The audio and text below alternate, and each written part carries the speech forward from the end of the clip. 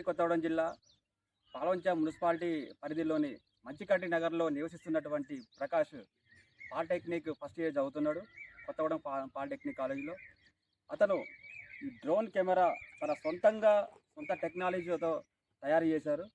ఒక్కసారి అతనితో కూడా మాట్లాడి అసలు ఏంటి దీని గురించి తెలుసుకుందాం. చెప్పు అసలు ఏంటి పట్టుకుంటా. దీన్ని క్వాడ్కాప్టర్ ఫ్రేమ్ అంటారు.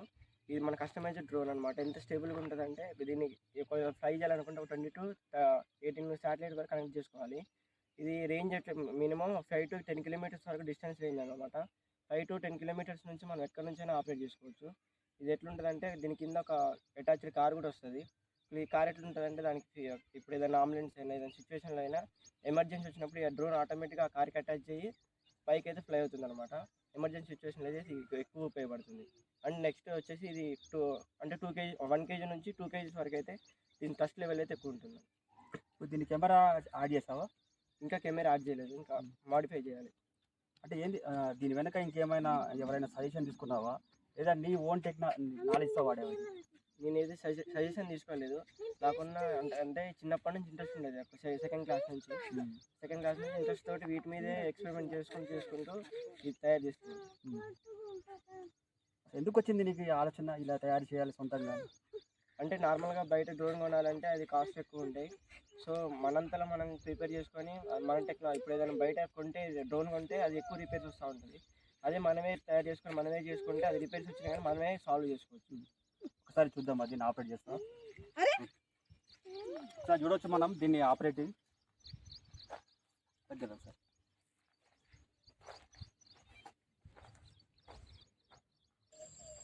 అది కూడా కవర్ అవ్వాలి.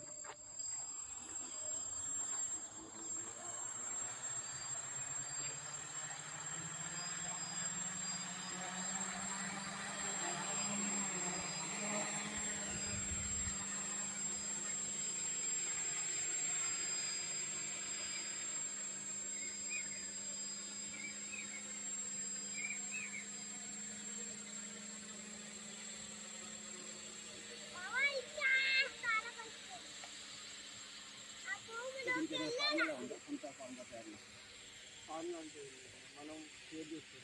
దీనికి మిషన్ అనేది అన్నీ ఉంటుంది.